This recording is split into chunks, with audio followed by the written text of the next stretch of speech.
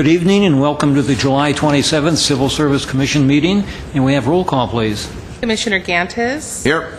Gregorian. Yes. Devine. Here. And for the record, Commissioner Hatamian and Commissioner Manukian are absent. Okay, thank you. And may we have the next item? Minutes.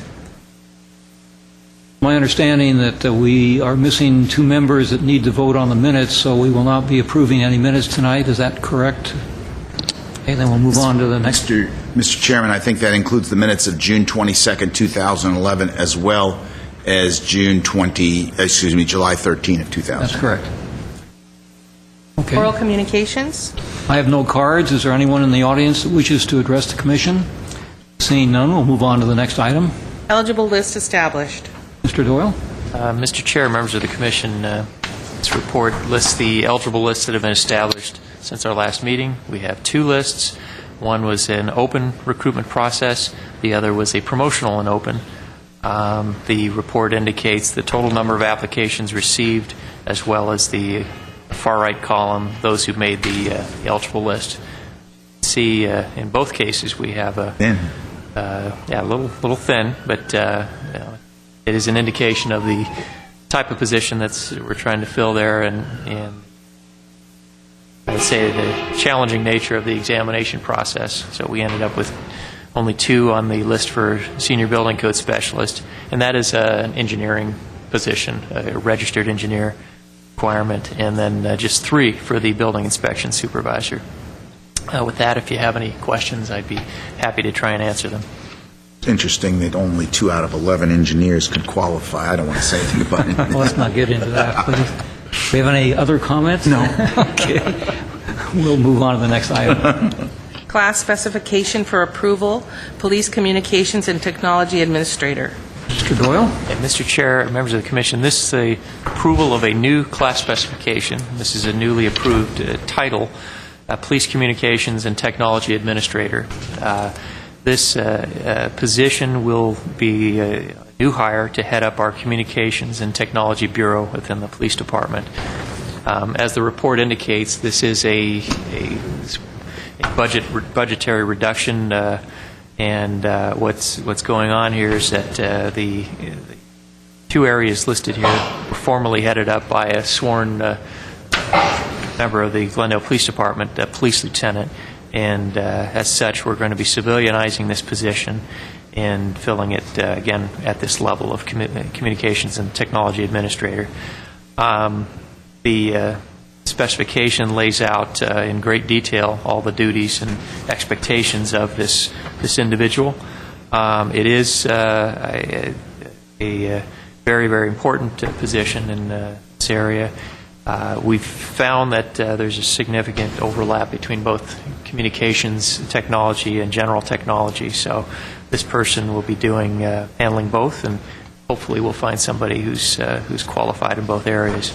So with that, if you have questions, this item is for your approval. We also have Captain Stokes from the Police Department here to answer any further questions, as well as Mr. Kwan from my staff. Mr. Gantes? Mr. Chairman, thank you very much. So I just make sure that we're clear so that the public is clear. There were 2, this particular position, or there were 2 positions that are now being consolidated into 1 position. Is that correct, Mr. Doyle? Mr. Chair, Commissioner Gantes, no. This position was formerly overseen by a police lieutenant. You said, that's where the savings is coming in. And I was going to get to that. I thought you said 2 of them.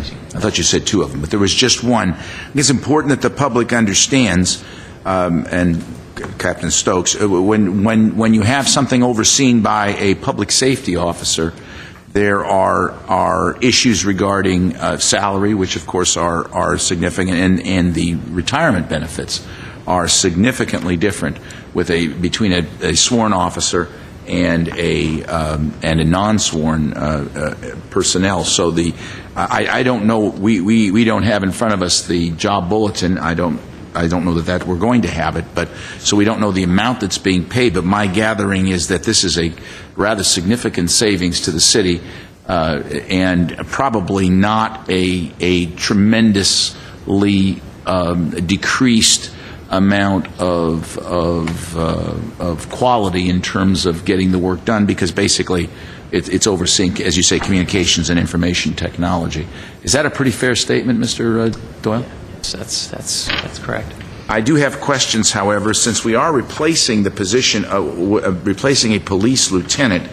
I note in the education and training, if I'm not mistaken, police lieutenants, I know they have bachelor's degrees, I believe, but certainly a tremendous amount of training, and we are basically going with an AA or an AS degree.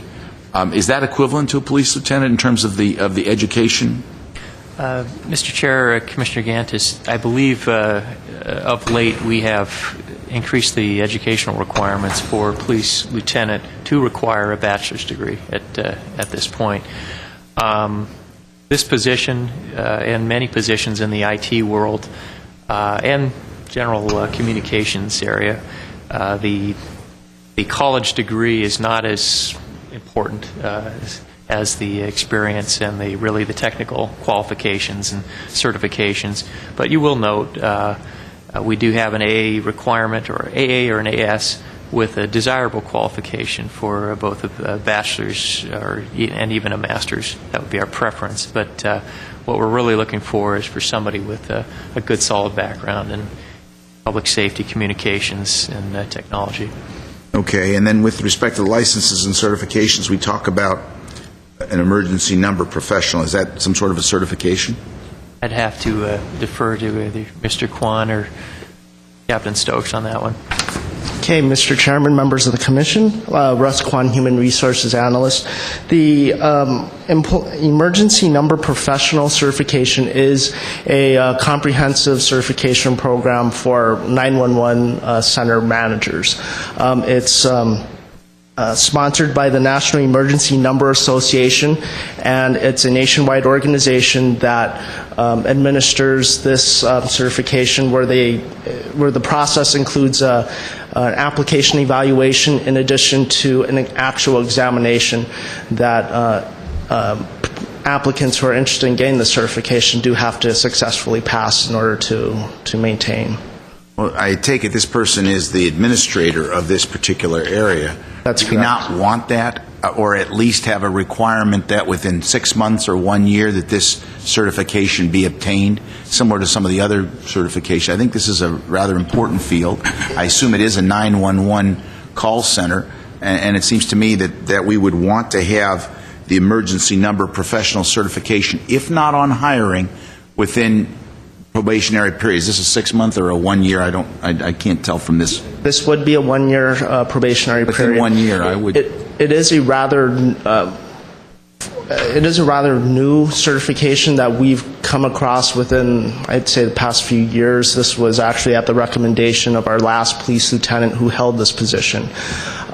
So with regards to the actual certification, we can make it a part of the process in terms of probationary process. However, in terms of the applicant pool who actually have it, it's unknown in terms of how many people actually have it, as it is a relatively new certification. And I don't have a problem with that, but I know in the past we've had certifications like that within the probationary period you have to obtain that, and that I think would be an appropriate thing, because I think we really need to have it. I don't have a problem with it not being a condition of the hiring, though. Mr. Chair and Commissioner Ganch, that's a very good idea, but I think we're not quite certain how long it would take to get the certification. So if we were to state that this is a condition of employment within the probationary period, if it's something that would take a year and a half or 2 years, that wouldn't be compatible with the probationary period.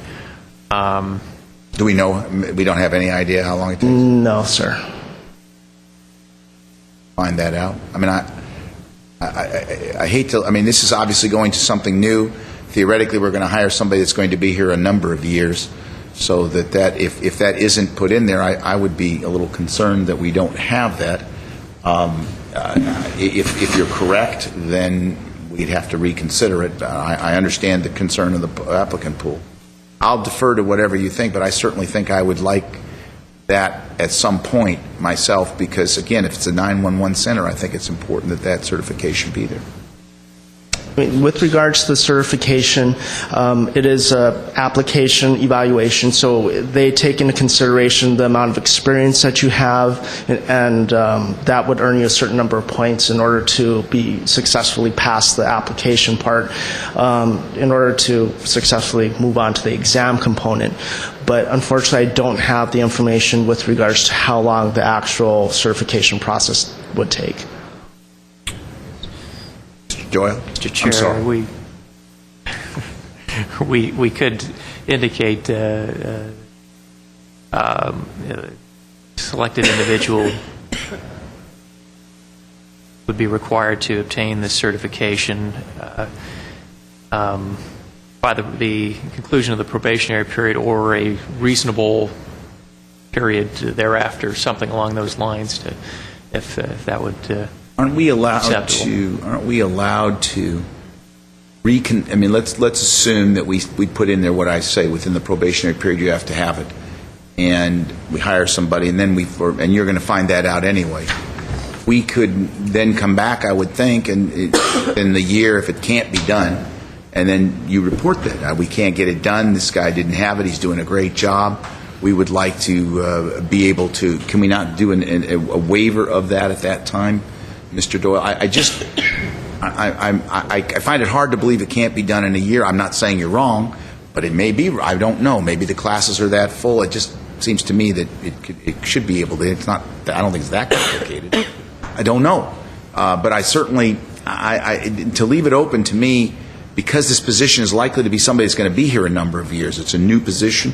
So and if it's a civilian, then the retirement requirements are going to be a lot more years, which I would really like to have that in there. So I don't know if you got any suggestions on that. That would, or if maybe my fellow commissioners don't agree with me, and then we can go forward with this.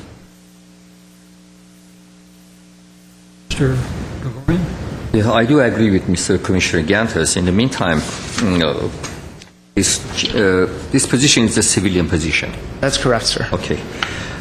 And this position, I mean, you have about 38 special function for this special person. Is that correct? Yes, everything listed there And is...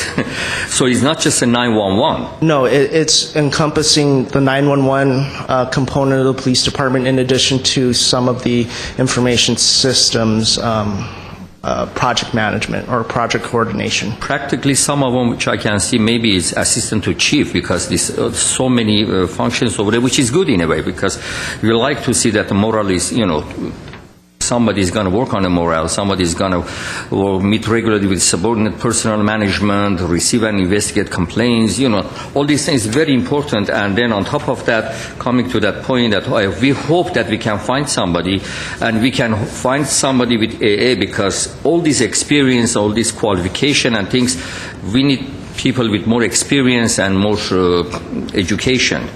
So I'm hoping that we can be able to find somebody that can work, and in the meantime we can give him a future, because we don't want to come over here in 3, 4, 5 years and after that Yes. to live, which is, of course, it's we don't want that situation.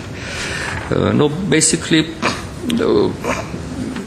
it's very nice. I mean, the amount of work this gentleman, who is the lady who is supposed to do, it's commendable, because I hope that we can find somebody and he can do the job, and he's going to be good asset for police department. I hope as well. I do concur with Commissioner Gantas' concern, unusual. And I was wondering, this is a very extensive requirement list here. And I'm wondering, is this going to be taken from an in-house pool? Do you have people in-house that would qualify for this? Or do you plan on going outside and doing a search? And if so, what would be how far would you spread the net for the search?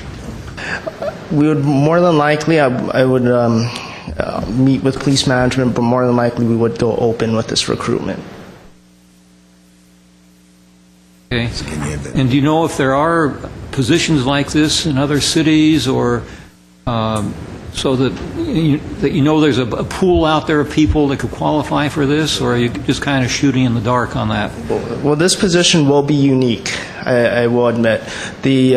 Most departments do split the components in the sense of communications being one bureau, information systems being a totally separate bureau, if not entirely farmed out to the city. In this position, we're looking for the combination of the two. So in terms of recruitment, yes, it will be a difficult recruitment. And when do you plan on coming out with a bulletin on it? Hopefully within the next few weeks. Okay. Mr. Doyle? Chair, I could suggest we do one of two things. One, unless there are any other amendments, one, we could defer this item till our next meeting, which is approximately 2 weeks, and get the information on this emergency number professional certification, whether or not that can be done within the time frame of the probationary period, or, again, adopt this tonight with the language, something along the lines of, attainment of the certification as an emergency number professional by the conclusion of the probationary period. If that is not, a realistic goal within that time frame, we'd have to bring it back yet again to modify it. So, whichever way you'd prefer. Okay. I'd like to ask, did the person who held this position, the lieutenant who held this position up till now, have Yes. that certificate? No, she did not. Do you know if anybody in your organization has that certificate in that particular unit?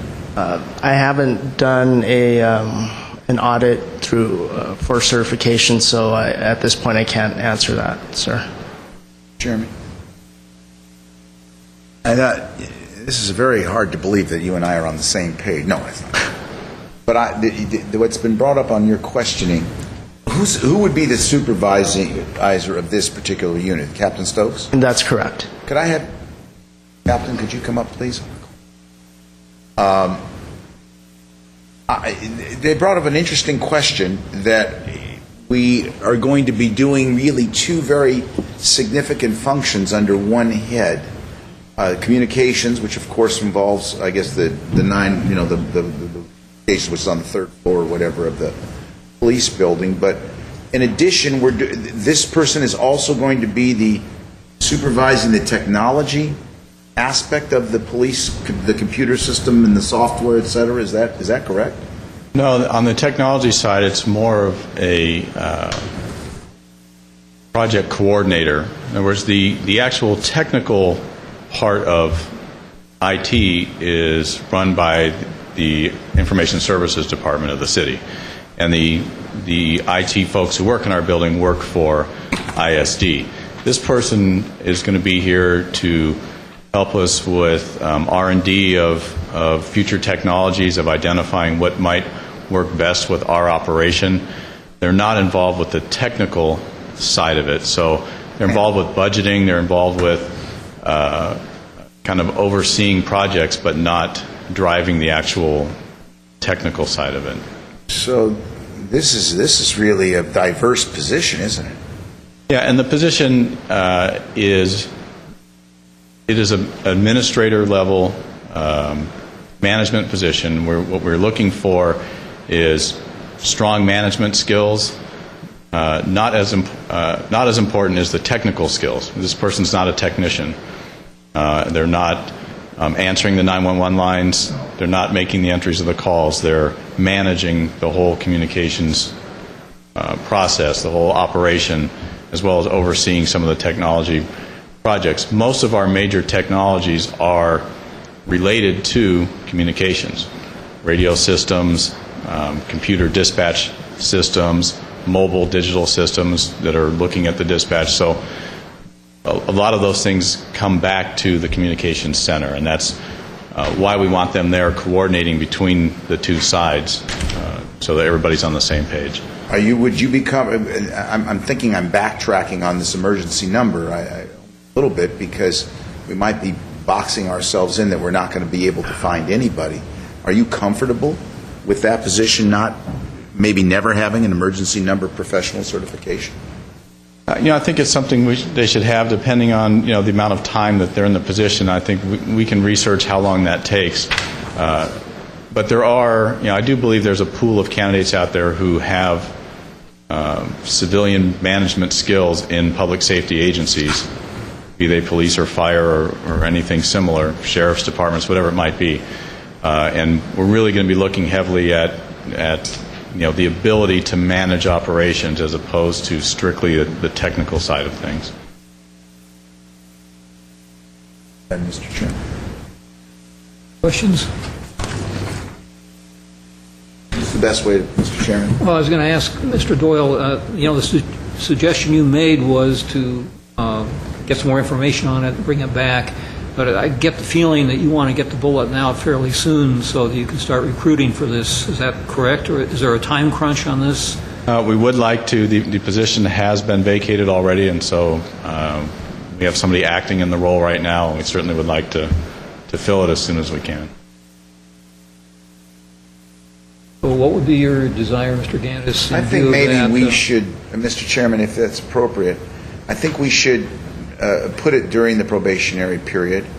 Let's put it out and let's throw the line in the water and see what we got. In the meantime, you'll do the research. If we get a bite, great. If not, then unfortunately we'll either that. If you get a bite, then you can always come back and ask us for a modification. I think that's what I would prefer. That way, we're not going to hold them up for another week or two. Yeah, so I think we should put it in there that the EPN certification is required within the probationary period, and then we'll see where we go. And if you think you need to come back, just remind me that I said that. Sure. And we'll do that research. It shouldn't be too difficult to find out what the time frame will be to obtain this. I do want to say Captain Stokes made a very good point about this position not being the head technologist, and it can be somewhat confusing because maybe 5-10 years ago the information technology function was very decentralized within this organization.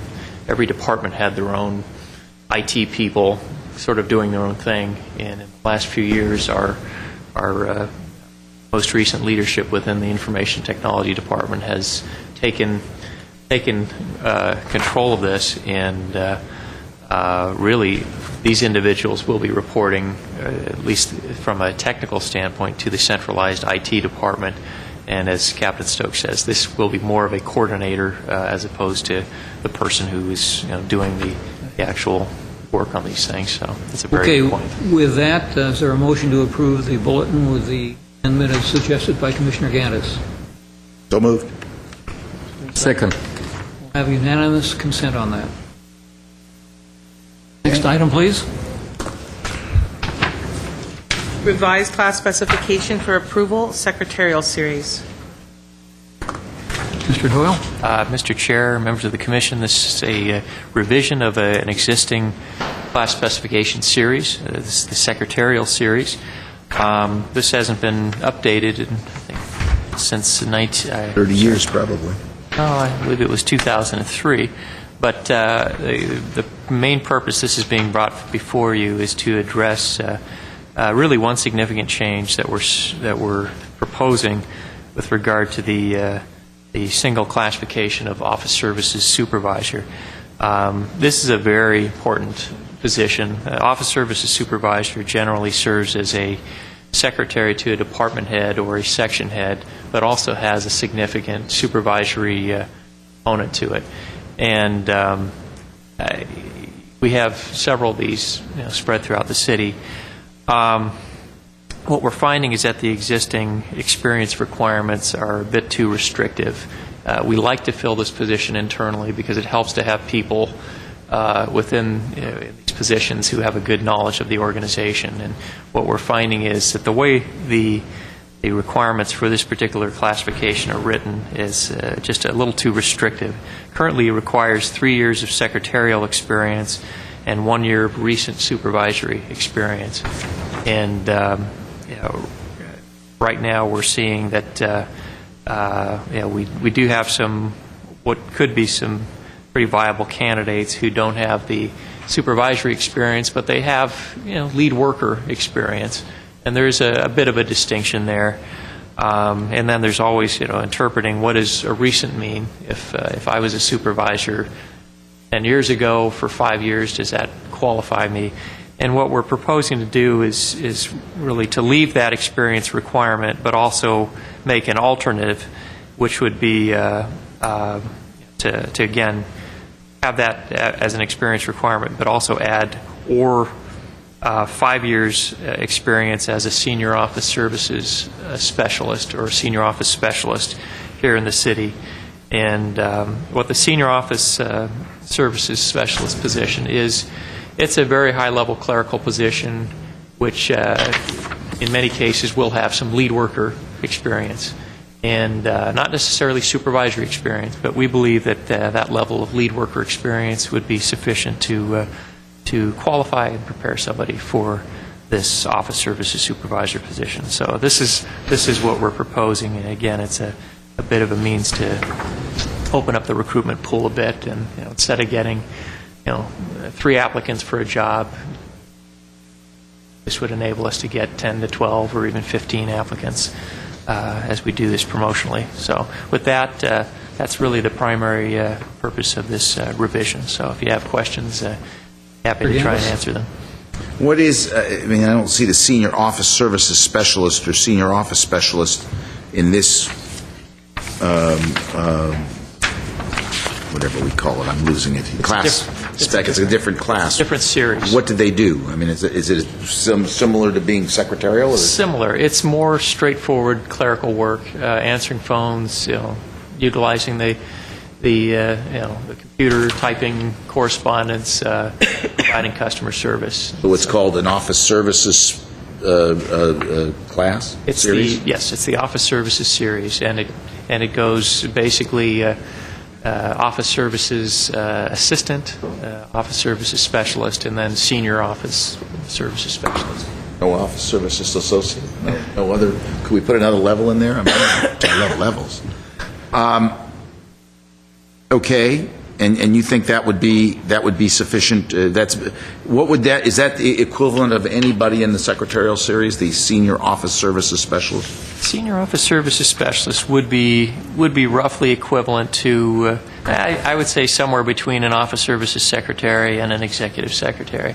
It's the more complex clerical work. And again, many of those positions do have significant lead worker responsibilities, where they may not be doing the actual supervision, but they may be directing other employees, giving them assignments, and assisting whoever the actual supervisor is in a variety of things, including writing evaluations and stuff like that. So, would the senior office services specialist serve as, or let's say, an administrator level? Is that who they would serve? Not necessarily. We have a couple of them in our department who do again just higher level clerical work. It might be a particular function or a specialized function, but we have them throughout the city. One other thing I note on the office services secretary steno. That is an entry-level position, and it's requiring 80 words of shorthand. Honestly, do we honestly need 80 words of shorthand at an entry-level position? I honestly don't see that people at that level are taking shorthand. I don't have a problem with the other levels, executive secretary. But it seems to me that's a bit. I wouldn't know of too many level people. I asked my own secretary, and she doesn't take shorthand. You're absolutely right, Mr. Gantis. What I understand about shorthand, 80 words per minute is somewhat the standard at this level. We don't have a lot of people in this series that are receiving these, that are in that classification doing steno. There just aren't any managers that want to call their secretary in and start dictating. Yeah, no, I don't see that. It's kind of a lost art. But that's my point. Do we want to leave it in or just remove it? I'd say we would leave it in, because if you'll notice in the series, each of these classifications has both a regular position and a steno version. Okay. The office services secretary, regular, and the office services secretary steno, the executive secretary, regular, and We do have a few managers or executives here who want to maintain that. Some of the secretaries who report to boards and commissions, to my understanding, still take shorthand. But it's a Dying art. dying art. Okay, I have nothing further. And there is an additional pay associated with that for that skill. The stenos get it's about 2.5% extra if you have that skill. We'll take shorthand for 2.5%. Okay, is there a Make a motion? Yes, I make a motion to move to. Is there a second? Second. Unanimous consent. And we'll move on to the next item, please. Revised class specification for approval, mechanical engineering series. Mr. Doyle?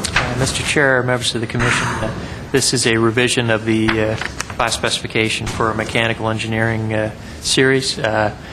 This is a series that has not been updated for a very, very long time, as the report indicates. Since before me. 1992.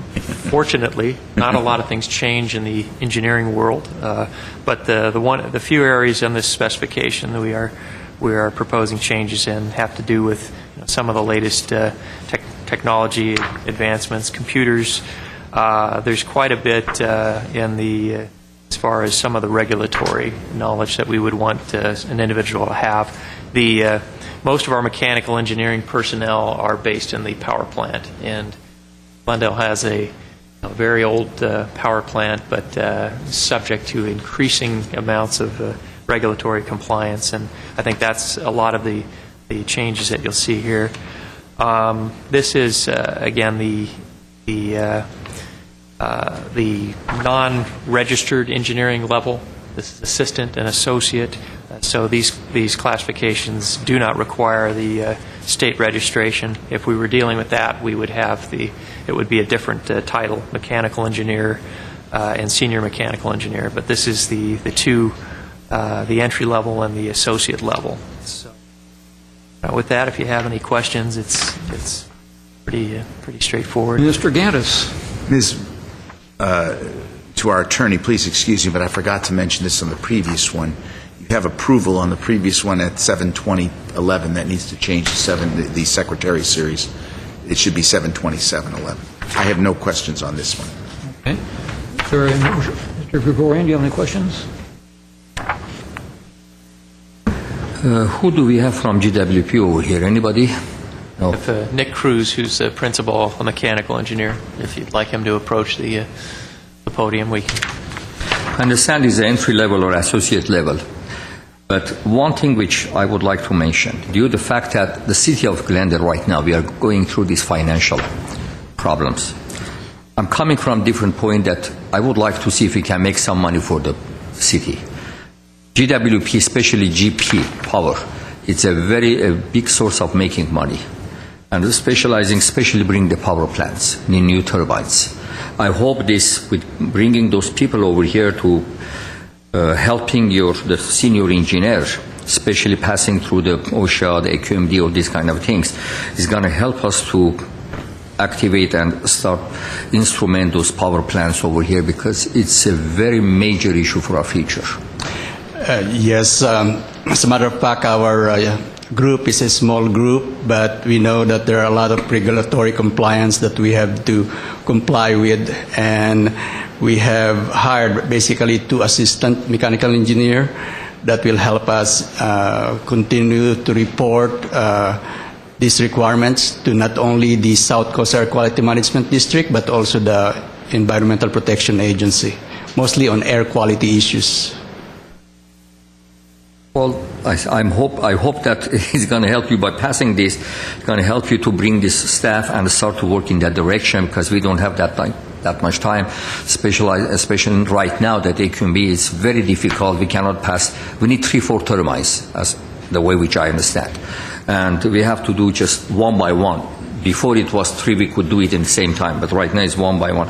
Hopefully we would be able to implement that, and next 3, 4, 5 years we can have the turbines over there. We'll be able to make some money for the city, and actually for the city of Glendale. So for this one, I don't have any question. I would like to move to approve this specification, and Been moved and seconded, and it's unanimous consent. And we'll move on to the next item, please. Job bulletin for approval, police lieutenant. Mr. Doyle. Mr. Chair, members of the Commission, this item is the approval of the job bulletin for police lieutenant. As we said before, whenever we do a sworn safety promotional examination, that requires review by the Civil Service Commission prior to this bulletin being posted. This bulletin is fully consistent with the class specification for police lieutenant. We've not modified any job duties or minimum requirements or experience requirements, educational requirements. Thus, it's pretty straightforward. The bulletin is there for your review and approval. If you have questions, I'd be happy to try and answer them. If Ms. Hunanian is here, she'll be working on this recruitment. And again, Captain Stokes is still in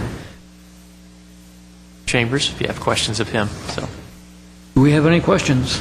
Move to approve. Second? Second. Unanimous consent. Thank you, Mr. Stokes.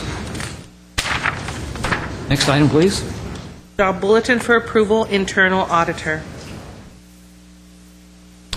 Mr. Doyle. Mr. Chair, members of the Commission, this is, again, a job bulletin for approval for the position of internal auditor. I think I've said before, we don't bring all of our bulletins to the Commission for approval, but on certain circumstances we are required to per the rules.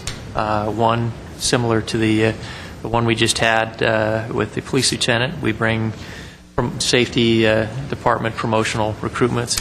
We also bring bulletins to you when we modify the specification in some ways. And the third reason we would bring a bulletin for your approval would be if we have a recruitment that was previously done on a promotional basis and we're seeking approval to make it an open recruitment. And that's what we're doing in this case. This bulletin, in fact, I think the last couple of iterations, it has been a promotional recruitment. At this point, we're seeking to make it open, and quite frankly, we don't have the sufficient pool internally to warrant a promotional recruitment. Thus, we're seeking the open recruitment. The staff report describes that we actually have 2 openings for this position. We recently did fill one through an internal promotion, and in that situation, we really only had one qualified candidate, and that individual was promoted. Now, with this second vacancy, we have the need to expand it to go to the outside. So, with that, if you have any questions, I'd be happy to try and answer them. Again, from my staff, Ms. Hunanian is here, and our city auditor, Michelle Flynn, is here as well. Any questions? Approve. Second. Unanimous consent. And we'll move on to the next item, please.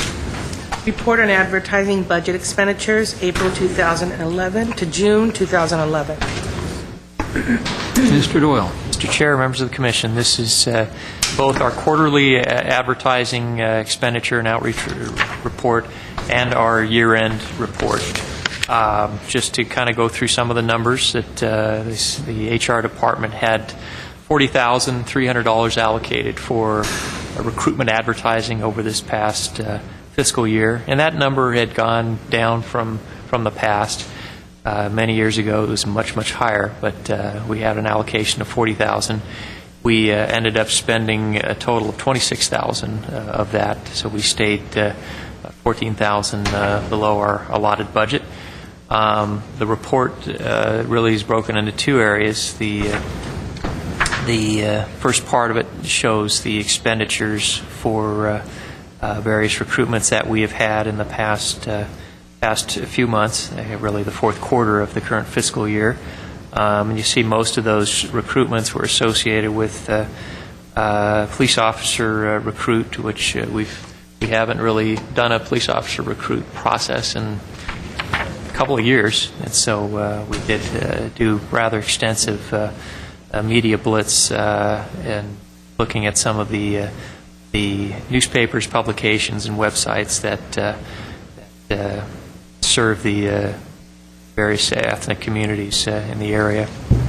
The other part, the second part of the report does talk about some year-end statistics as far as the number of applications and where we received the majority of our applications, what sources were from, whether it was print publications, websites, and that sort of thing. You see a general sense of where we get most of our employment applications. And then the last page of this section deals with the number of actual new hires and where they came from. And what you find typically is most of our applications and ultimately the people we hire, the majority do tend to come from our website, referrals, or being it from a friend or something along those lines. But you do get a good sense of where good places are to advertise, where to expend our advertising money, and what areas to go toward. So a lot of information in this report, and again, it's really just a note and file item.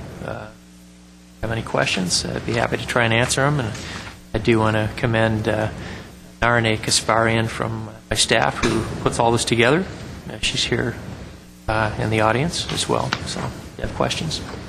Any questions? Yes. Mr. Gregorian. I don't want to sound a stingy person, but we spent $11,000 approximately for the last 4 months.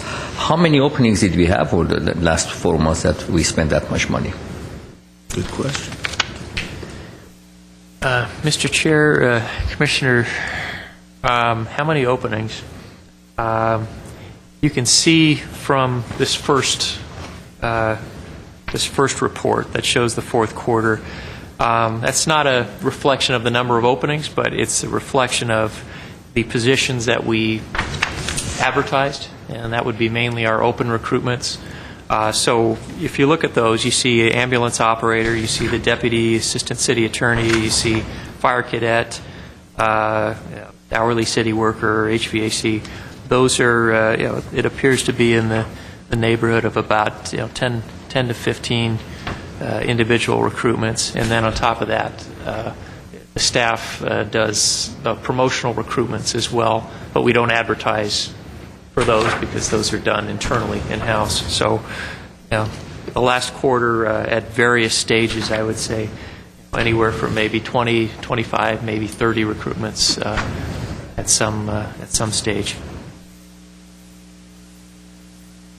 Mr. Chairman, I think that was an excellent question by Mr. Gregorian, and quite frankly, looking at this very, very comprehensive report, by the way, thank you, we clearly see that a lot of this expenditure of advertisement money to all of the, and it's a potpourri of various cultures in the city and county and state of California.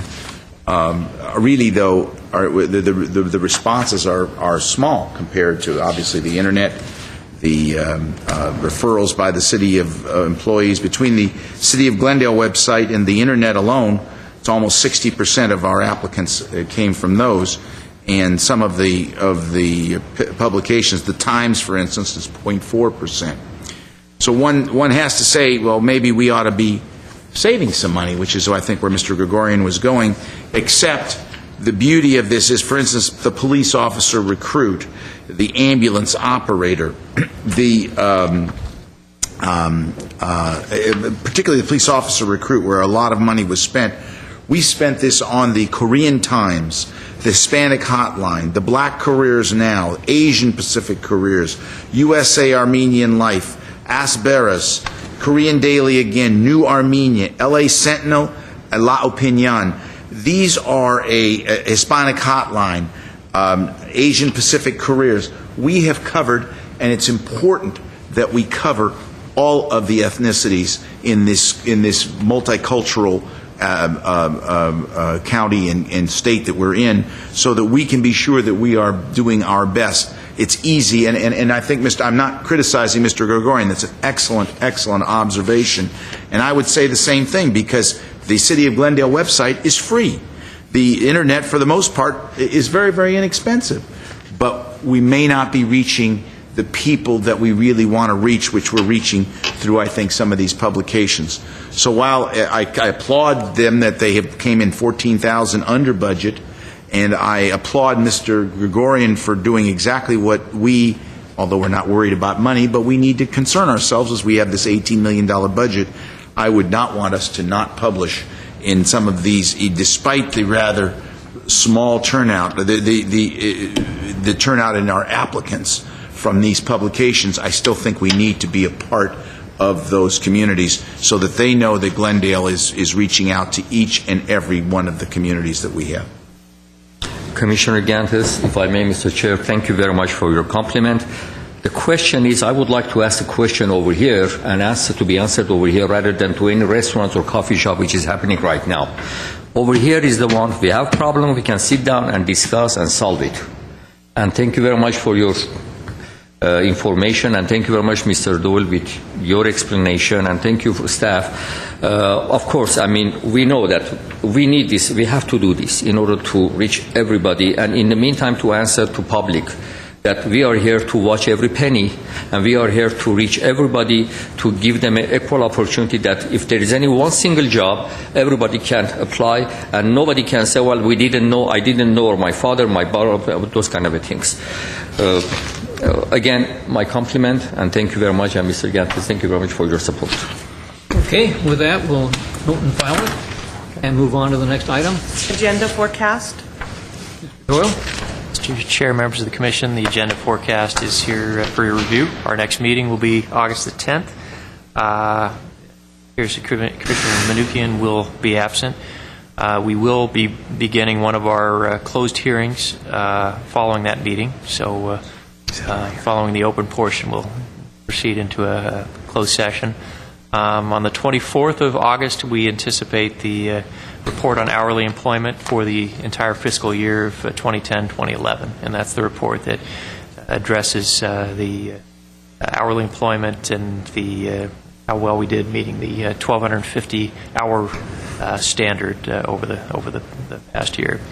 As you know, we have 3 hearings going on in addition to this work, and some additional ones down the pipe. So with that, it's a note and file item. If you have any questions or want to add anything, please let us know. Any questions on the agenda? Seeing none, we'll ask for the next item, please. Reports and information. Mr. Doyle? None. Next item. Civil Service Commission and our staff comments. Mr. Gaddis? Mr. Chairman, I was not at the last meeting on July 13. I did, however, watch the streaming of it because I knew that meeting was a very important meeting because it was the first meeting we had after the death of former Commissioner Roy Coleman. I felt badly that I couldn't be here. I was away on vacation and obviously couldn't be back in time. But nonetheless, during that vacation, Matt very kindly told us the news of Roy's very untimely passing. And this message is for those out there that may not have known what a great man Roy Coleman was, not only as a man, not only as a commissioner, but as a United States citizen and what he did for his country. And Marilyn, his wonderful, wonderful wife, this is also for you. I still visualize her smile. I'm seeing her sitting here with that beautiful smile on her face, and I know she's saddened by Roy's passing. Mr. Chairman, I had the pleasure of serving each and every year that Roy Coleman served on the Civil Service Commission. I was on there. And I can tell you that Roy Coleman was a passionate man and a protector. He was a protector of the citizens of Glendale. He worried about the advertising. He worried that it was Roy's insistence that we have managers report to us when they're not fulfilling their obligation to timely give us their job performance evaluations, which are critically important in our hearings. It was Roy's insistence that when we have these reports on the hourly managers, that the hourlies that are 1,250, we were having, it's not only that, but that the non-classified employees be treated equally with those people sitting next to him. This was Roy's passion, and as a result, we were able to gain that. Not only did he do that for the employees, but as for the citizens of Glendale, each and every hearing that Roy was on, that I had the privilege of sitting on with him, he gave it every consideration that the citizens were being protected, that their employees were doing their job. We as a city, many people today love to take shots at public employees, and Lord knows the public employees are in the news every single day about the malfeasance. Maybe there are 20 of them. Matt, there have got to be a million public employees, maybe more around here, and we know there are at least 1,600 in this state, in this city, and I'm looking at 6, 7, 8 of what I think are the finest city employees that I've ever had the opportunity to work with, and Roy knew that. Roy knew that, and he wanted to be sure that our employees were protected and that people understood the importance of the city employee. But far above that, Roy Coleman was a protector of the peace of the United States of America. Roy Coleman went over to Vietnam. Roy Coleman took, I had the opportunity at his service to speak to Councilman Quintero, a very dear friend of his who spoke at his memorial service. He took a tremendous hit of shrapnel in his left leg, which caused him to be on a cane, caused him to go through at least 5 surgeries, and I think ultimately led to his death. And he did this in Vietnam. I'm old enough, I'm sure we all are, or some of us are, some of you aren't, but to remember how our veterans were treated when they came back from Vietnam. Scorn was what their goal was, because it was below scorn. It's an embarrassment to the people of the United States how we treated our veterans, and Roy Coleman was one of those veterans. Yet he did not waver in his obligation to protect the United States of America. Roy was beyond a friend. I had admired him. I admired his work ethic. I admired his knowledge, and I admired his love for his wife. He adored Marilyn, and Marilyn adored him, and they were a wonderful couple. Mr. Chairman, I know we adjourned the last meeting in his memory, but I had to say a few words. I'm going to miss Roy Coleman tremendously. I still can hear some of his words of wisdom in my ears. I sit up here and make decisions, and I will continue to do so. Thank you, Mr. Chairman. Thank you, Mr. Gaddis. Good job. Thank you. Any other comments from staff? Next item? Adjournment. We have a motion. Move to adjourn. We are adjourned.